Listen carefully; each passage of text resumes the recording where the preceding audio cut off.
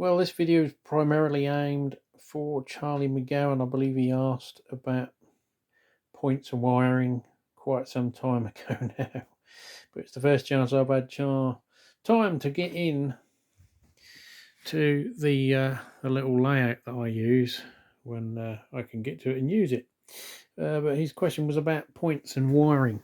Now, how I've done this with the 3 tracks. This was originally built obviously in the days of DC only. So the 3 tracks obviously intersect so you can move any train between them. Each one is fully insulated with a set of insulated fish plates. So you can run each one on a controller totally independent of one another. Now you can come unstuck if you're using one controller while another controller is energized and put it on to another track. I found that out to my cost and burnt out a Gauge Master many moons ago. So when I built this one for me son, I put this in. Now you might want to run a train into the inner loop and still control it off your first controller, not having any use for the other inner or outer. How I done that was this way.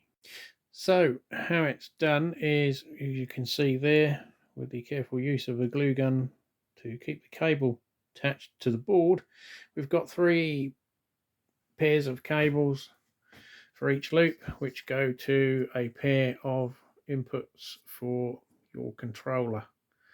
Now that's one controller, one loop, one pair of wires. But you'll see there is a loop comes out of each one